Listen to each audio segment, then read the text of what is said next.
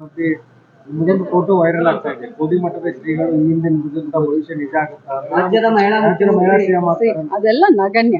ಈಗ ಸದ್ಯಕ್ಕೆ ಆ ಚರ್ಚೆ ಎಲ್ಲ ನಗಣ್ಯ.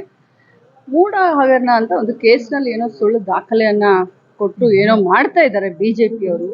ಇಂಥ ಸಂದರ್ಭದಲ್ಲಿ ಪ್ರಸ್ತುತ ರಾಜಕೀಯ ಪರಿಸ್ಥಿತಿಯಲ್ಲಿ ನಾವು 135 ಜನ ಸಿದ್ದರಾಮಯ್ಯ ಸಾಹೇಬ್ರ ಬೆನ್ನಿಗೆ ಗಟ್ಟಿಯಾಗಿ ನಿಲ್ಲಬೇಕಾಗಂತ ಇಂಥ ಸಂದರ್ಭದಲ್ಲಿ ಇವೆಲ್ಲ ಚೈಲ್ಡಿಶ್ನೆಸ್ ಅನ್ಸುತ್ತೆ ನನಗೆ. ಇವೆಲ್ಲ ನಗಣ್ಯ. ಈ ವಿಚಾರವಾಗಿ ನಾನು ಏನು ಮಾತನಾಡ್ಲಿಕ್ಕೆ ಬಯಸುತ್ತೆ. ಮೇಡಮ್, ಈಗ ಕೆಲವು ನಾಯಕರೇ, ನಿಮ್ಮ ಕಾಂಗ್ರೆಸ್ ನಾಯಕರೇ ನಾವು ಸಿಎಂ ಸ್ಥಾನದ ಅಭ್ಯರ್ಥಿ ಅವಕಾಶಕ್ಕೆ ಆಗ್ತೀವಿ ಅನ್ನೋ ಮಾತನ್ನ ಬಹಿರಂಗವಾಗಿ ಹೇಳ್ತಾ ಇದ್ದಾರೆ.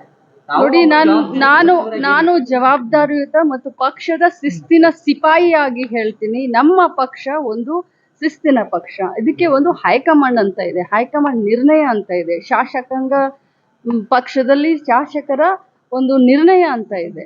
ಸೊ ಈ ವಿಚಾರವನ್ನ ನಾವು ಅಲ್ಲಿ ಇಲ್ಲಿ ಗಲ್ಲಿಯಲ್ಲಿ ಮಾತಾಡುವಂತ ಚರ್ಚೆ ಮಾಡುವಂತ ವಿಚಾರಗಳಲ್ಲ ಇವು. ಧೀಮಂತ ನಾಯಕತ್ವ, ಗಟ್ಟಿ ನಾಯಕತ್ವ ಸಿದ್ದರಾಮಯ್ಯ ಸಾಹೇಬ್ರ ಸರ್ಕಾರ ಬಹಳ ಚೆನ್ನಾಗಿ ಸರ್ಕಾರ ಕಾರ್ಯವನ್ನ ಮಾಡ್ತಾ ಇದೆ. ನಾವೆಲ್ಲರೂ ಅವ್ರ ಜೊತೆಯಲ್ಲಿದ್ದೀವಿ. ಇಷ್ಟೇ ನಾನು ಹೇಳ್ಬೋದು. ಬೇರೆಯವರ ಅದು ಏನೇ ಇದ್ರು ಕೂಡ ಅದನ್ನ ಹೈಕಮಾಂಡ್ ವಿಚಾರ ಮಾಡಿ. ಹೈಕಮಾಂಡ್ ಎಲ್ಲಿಯವರೆಗೆ ಅವರ ಜೊತೆ ಇರುತ್ತೋ, ಸಿದ್ದರಾಮಯ್ಯ ಸಾಹೇಬ್ರು ಎಲ್ಲಿವರೆಗೆ ಇರ್ತಾನೆ ಅಂತಾರೆ ಅಲ್ಲಿವರೆಗೆ ಸಿದ್ದರಾಮಯ್ಯ ಸಾಹೇಬ್ರು ಮುಖ್ಯಮಂತ್ರಿಯಾಗಿ ಮುಂದುವರಿತಾರೆ. ನಿಮ್ಮ ಪಕ್ಷದ ಕೆಲವು ನಿಷ್ಠಾವಂತರು ಪತ್ರ ಬರೆದಿದ್ದಾರೆ ಪಕ್ಷದ ಹೈಕಮಾಂಡ್.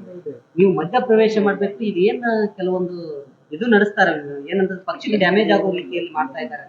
ಅದಕ್ಕೆ ತಾವು ಪಕ್ಷದ ನಿಷ್ಠಾವಂತರಾಗಿ ನಾನು ಇಷ್ಟೇ ಹೇಳ್ತಾ ಇದ್ದೀನಿ, ಪಕ್ಷದ ನಿಷ್ಠಾವಂತ ಒಬ್ಬ ಕಾರ್ಯಕರ್ತೆಯಾಗಿ ಹೇಳ್ತಾ ಇದ್ದೀನಿ. ಇದು ಅಲ್ಲಿ ಇಲ್ಲಿ ಗಲ್ಲಿಯಲ್ಲಿ ಬೀದಿ ಹಾದಿಯಲ್ಲಿ ಮಾತನಾಡುವಂತ ಚರ್ಚೆ ಮಾಡುವಂತ ವಿಚಾರ ಅಲ್ಲ.